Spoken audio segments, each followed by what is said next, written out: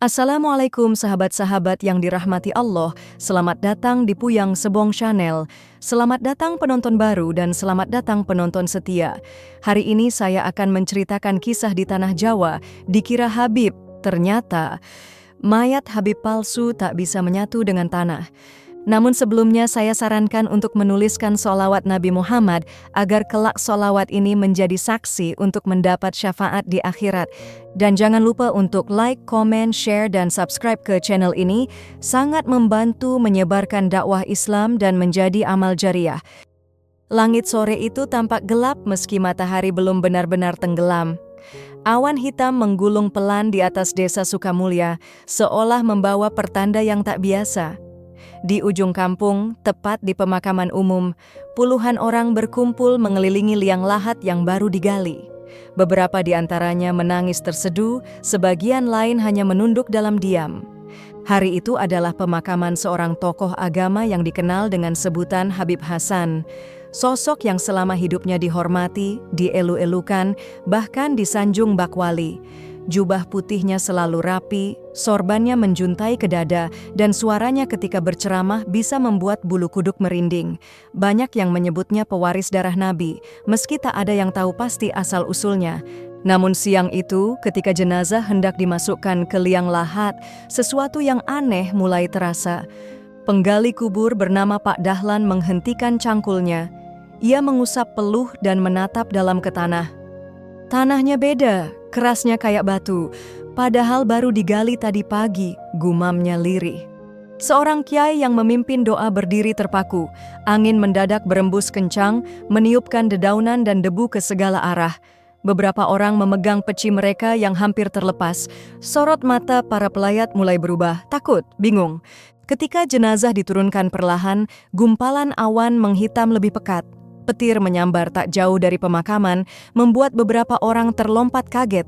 Suara gemuruh itu seperti muncul dari bawah tanah, bukan dari langit. Tiba-tiba, dari arah barisan pelayat terdengar jeritan seorang ibu. Allahu Akbar, jasadnya gerak. Teriaknya sambil mundur menjauh. Semua mata menatap ke dalam liang. Sekilas, kain kafan yang membungkus jenazah itu memang tampak bergetar. Tapi apakah itu cuma ilusi karena angin? Atau ada sesuatu yang lain? Suasana makin mencekam. Seorang santri muda nyaris pingsan, tubuhnya gemetar. Kiai tua itu akhirnya mengangkat tangan, menghentikan proses pemakaman. Baca sholawat keras-keras, ucapnya dengan suara serak. Jangan berhenti sampai aku bilang. Tapi bahkan bacaan sholawat pun tak mampu menenangkan keganjilan hari itu. Seekor burung gagak tiba-tiba terbang rendah, mengitari liang lahat 3 kali. Lalu hinggap di batu nisan terdekat. Tatapan matanya menembus, seperti menyimpan sesuatu yang ingin ia sampaikan. Seolah alam sedang bicara, tapi belum ada yang bisa benar-benar mengerti apa maksudnya. Pak Lurah yang sejak tadi hanya diam, mulai bertanya dalam hati, apa benar ini Habib? Atau kita semua tertipu oleh wajah dan jubah? Belum ada yang tahu. Tapi kejadian ganjil ini baru permulaan dari rahasia yang jauh lebih kelam. Malam itu, suasana pemakaman sepi. Hanya suara jangkrik dan hembusan angin dingin yang terdengar. Tapi tak ada yang tahu bahwa para penjaga makam tidak benar-benar tidur tenang. Di pos kecil dekat gerbang, Pak Wiryo dan 2 rekannya duduk gelisah sambil memandangi nisan baru milik Habib Hasan. Aku nggak enak hati, yo, bisik Pak Wiryo, mengusap lengannya yang merinding. Baru saja ia mengucap begitu, seekor anjing melolong panjang dari kejauhan, diikuti oleh suara seperti tanah digali dari dalam. Mereka bertiga terdiam, dada mereka sesak. Lalu, terdengar suara duk, duk, duk, seperti sesuatu menghantam papan peti dari dalam tanah. Malam itu mereka memilih kabur, tak ada yang berani mendekat, sampai keesokan paginya warga geger. Jenazah yang semalam dikubur kini tergeletak di atas permukaan tanah, masih dalam kafan dengan wajah mengarah ke langit. Tidak ada bekas galian, tidak ada tangan manusia yang memindahkannya, seolah tanah sendiri memuntahkannya keluar. Kiai Sam'an yang kemarin memimpin pemakaman segera datang. Wajahnya pucat, ia tak banyak bicara, hanya meminta semua warga berwudu dan memulai pemakaman ulang dengan doa yang lebih khusyuk. Namun setelah dimasukkan kembali ke liang lahat dan tanah ditutup rapi, malamnya hal yang sama kembali terjadi. Kali ini tidak hanya penjaga makam yang melihat. Seorang pedagang sayur yang lewat subuh-subuh ikut menyaksikan jenazah itu kembali muncul. Mukanya menghitam sedikit, bau tak sedap mulai menyengat meski baru 2 hari dikubur. Kejadian ini menyebar lebih cepat dari angin. Semua warga mulai berbisik-bisik. Ada yang bilang jenazah itu bukan Habib sungguhan. Ada yang mulai meragukan gelar dan kebaikan yang dulu diagung-agungkan. Tapi semua itu masih sebatas bisik-bisik. Pemakaman ketiga dilakukan siang hari, disaksikan banyak orang. Ada yang membaca Yasin, ada yang terus-menerus bertakbir, bahkan 2 kiai dari luar kota didatangkan untuk memimpin. Tapi tetap saja, malamnya kejadian serupa terulang. Jenazah itu kembali tergeletak di tanah, seperti ditolak bumi, seperti dimuntahkan oleh alam.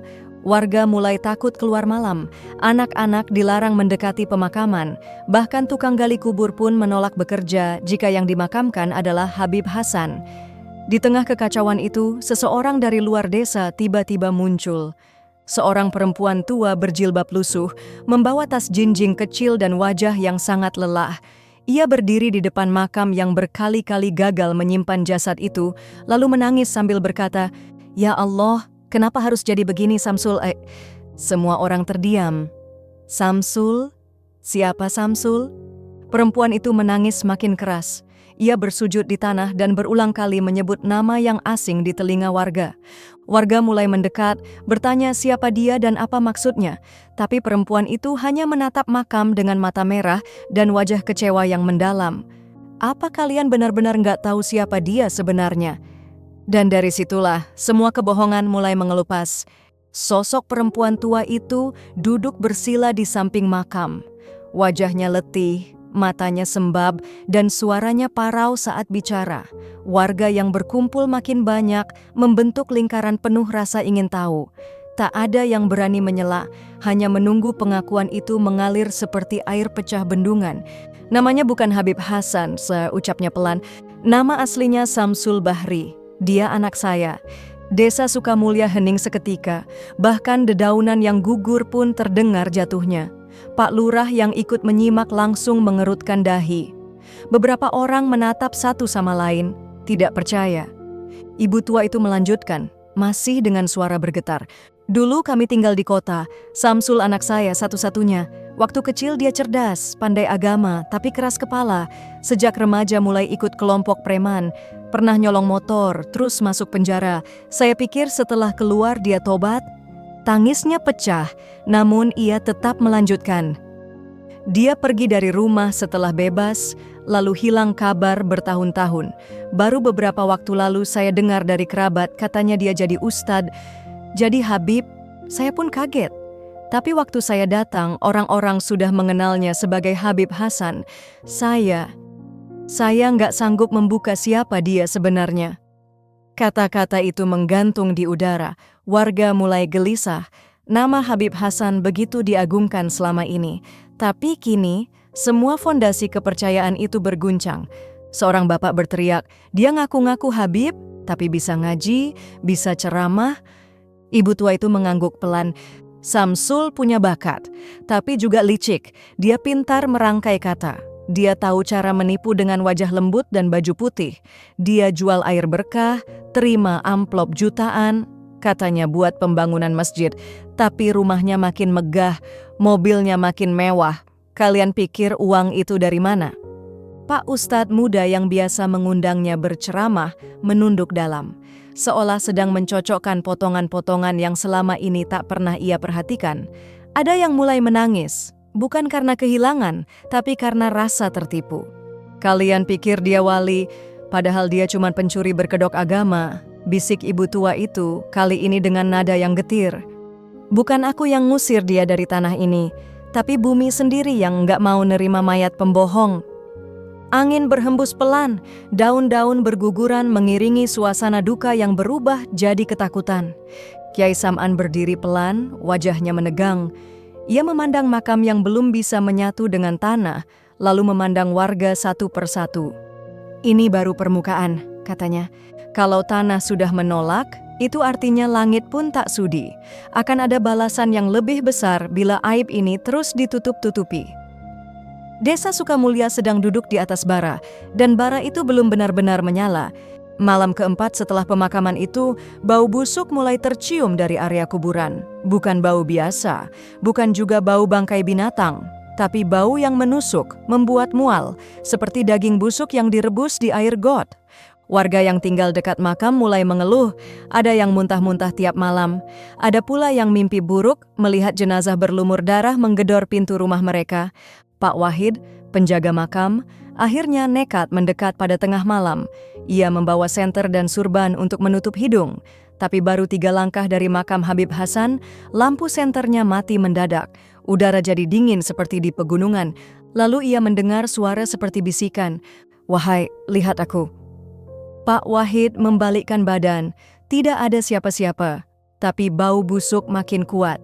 Tanah di sekitar makam tampak basah, padahal tak ada hujan. Ia mundur perlahan sampai kakinya menyentuh sesuatu yang empuk.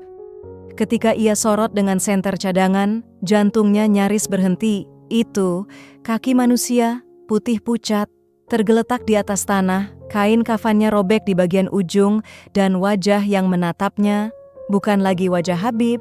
Wajah itu hitam, lidah menjulur keluar, matanya membiru, ulat kecil merayap di sudut bibirnya. Pak Wahid lari sekuat tenaga tanpa menoleh lagi. Keesokan paginya, warga kembali digemparkan. Untuk keempat kalinya, jenazah Habib Hasan terlempar keluar makam. Tapi kali ini lebih mengerikan. Kafannya robek dan sebagian tubuhnya sudah membusuk tak wajar. Padahal belum genap seminggu dikubur. Kiai Sam'an dipanggil kembali. Kali ini ia datang dengan kitab-kitab tua dan sebotol air Zam-Zam. Bersamanya 4 kiai lain dari pesantren berbeda. Mereka membentuk lingkaran di sekitar jenazah dan membaca ayat-ayat keras. Burung-burung beterbangan. Langit mendung meski matahari sedang terik. Suasana kembali ganjil. Saat pembacaan ayat sampai pada bagian tertentu, tubuh jenazah itu bergetar. Bau busuk menyebar lebih pekat. Lalu, dari liang lahat yang gagal menelannya, keluar gumpalan tanah merah bercampur darah segar, seperti muntahan. Semua orang mundur, beberapa berteriak, seorang santri pingsan di tempat. Kiai Sam'an berkata lirih namun tegas, "Ada yang disembunyikan, ada sumpah yang dilanggar, tanah ini tahu, langit pun tahu." Pak Lurah yang berdiri paling depan akhirnya bicara dengan suara berat. "Kita tidak bisa memperlakukan jenazah ini seperti manusia biasa." Namun sebelum dia melanjutkan, sesuatu yang lebih buruk terjadi. Tanah di bawah jenazah bergerak sendiri, seolah sedang menolak setiap butir tubuh itu masuk kembali. Dan dari lubang yang terbuka, suara berat bergema, "Bukan tempatnya di sini." Setelah kejadian itu, warga desa Sukamulya tak lagi bisa tenang. Ibu-ibu melarang anak-anak bermain di luar, terutama jika sudah lewat ashar. Suasana desa terasa seperti dicekam kutukan. Bahkan ayam pun enggan berkokok dini hari. Pak Lurah memutuskan untuk menyelidiki lebih jauh tentang Habib Hasan. Ia mengajak beberapa warga, termasuk Kiai Sam'an dan Ustadz Malik, santri muda yang dulu paling dekat dengan Habib. Tujuan mereka, rumah megah di belakang masjid, tempat almarhum tinggal selama beberapa tahun terakhir. Rumah itu besar, halamannya luas, temboknya tinggi, tapi ada sesuatu yang aneh sejak mereka melangkah masuk. Udara di dalam terasa berat, aroma dupa menyengat, bercampur bau amis yang samar.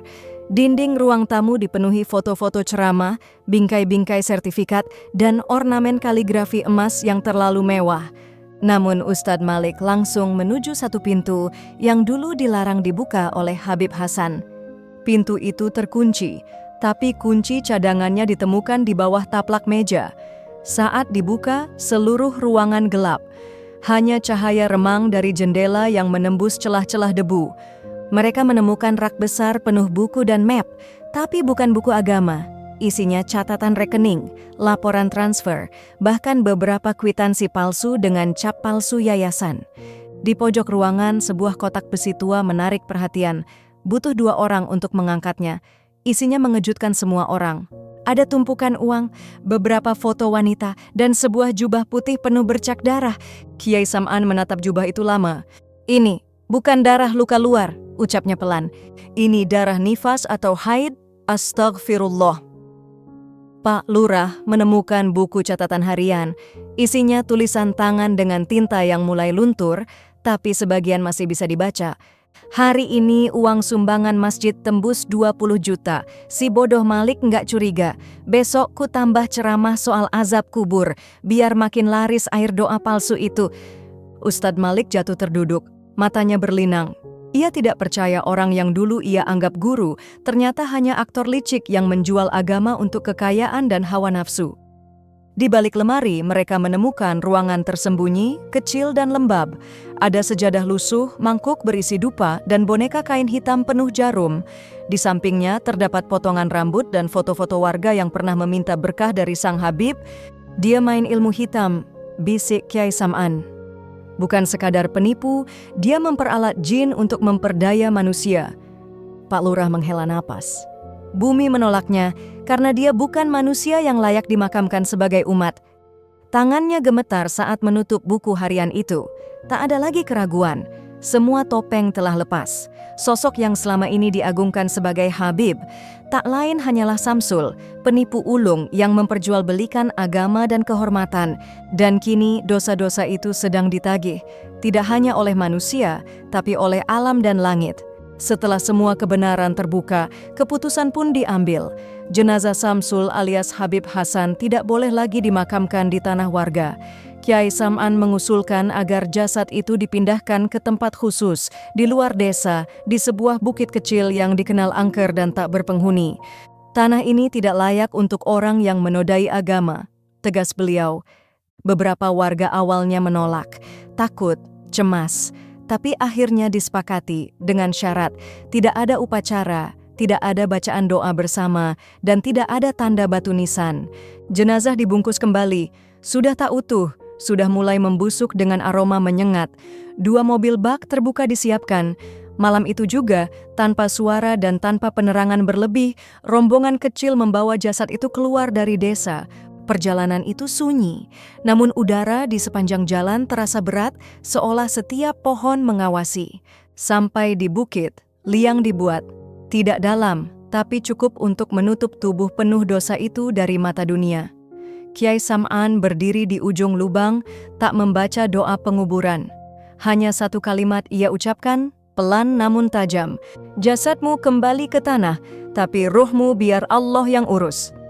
Tanah ditimbun cepat-cepat, tak ada yang berani berlama-lama. Semua segera kembali ke desa, tapi mereka tidak tahu. Malam itu belum berakhir. Tepat tengah malam, guncangan terasa di seluruh desa. Bukan gempa, tapi cukup membuat genteng-genteng bergeser dan gelas-gelas jatuh. Anak-anak menangis, ayam berkokok serentak, dan anjing melolong bersahutan. Pak Wahid, penjaga makam, kembali mendengar suara di luar rumahnya. Suara langkah kaki menyeret, lalu suara seseorang tertawa lirih sekali. Diikuti teriakan panjang dari arah barat laut, arah bukit tempat jenazah dikuburkan. Warga keluar rumah, tapi tak satu pun berani bicara. Langit tampak seperti menghitam, angin berhenti, udara diam. Dan di rumah besar bekas tempat tinggal Habib Hasan, lampu-lampu menyala sendiri. Di jendela lantai 2, samar-samar terlihat bayangan seseorang berdiri, memakai jubah putih, menatap ke arah desa. Mulutnya terbuka, tapi bukan untuk ceramah, melainkan untuk memekikkan suara yang memanggil satu persatu nama mereka yang pernah terlibat, yang pernah percaya, yang pernah membela. Malam itu tidak ada yang bisa tidur, karena semua menyadari kutukan belum berakhir. Sejak malam itu, satu persatu kejadian aneh menimpa warga yang dulu paling setia pada Habib Hasan. Bu Ros, pemilik toko sembako yang dulu sering mengumpulkan sumbangan untuk Yayasan Habib, tiba-tiba kehilangan suara. Setiap kali ia hendak bicara, hanya suara napas berat yang keluar. Suaminya bersaksi, setiap malam istrinya seperti mengigau dengan mata terbuka, menyebut nama Samsul, Samsul, jangan tarik aku. Pak Daeng, mantan bendahara masjid, ditemukan pingsan di kamar mandi dengan tubuh menggigil. Di dadanya terdapat bekas cakaran seperti kuku manusia. Ia mengaku bermimpi didatangi sosok berjubah putih, menuntut harta yang pernah ia simpan atas nama pembangunan masjid, padahal digunakan untuk beli tanah dan sepeda motor baru. Satu malam, angin besar berembus dari arah bukit. Suara-suara ganjil menggema lewat pepohonan. Warga yang terbangun melihat kabut turun menyelimuti rumah-rumah. Di tengah kabut, tampak sosok-sosok berkain kafan merayap pelan menuju masjid lama. Dan di dalam masjid itu, sajadah terbentang sendiri. Mikrofon menyala tanpa ada yang menyentuh. Suara berat muncul, melantunkan doa yang tidak dikenali siapapun, doa yang terdengar seperti cemoohan dari dunia yang berbeda. Kiai Sam'an segera mengumpulkan warga. Ia memperingatkan, kutukan ini bukan hanya pada si pembohong, tapi juga pada siapapun yang mendukung kebohongan, siapapun yang diam saat melihat kemungkaran, siapapun yang merasa mendapat keuntungan dari kebusukan agama. Dengan suara keras ia berkata, azab ini bukan cerita rakyat, ini nyata, dan itu baru dimulai. Warga mulai menangis, beberapa memohon ampun, ada yang mengembalikan uang sumbangan, ada pula yang membakar air berkah palsu yang dulu mereka simpan sebagai jimat. Rumah bekas Habib Hasan kini kosong. Tapi tiap malam terdengar suara ketukan dari dalam. Jendela kadang terbuka sendiri. Dan sesekali terdengar suara azan. Bukan azan biasa.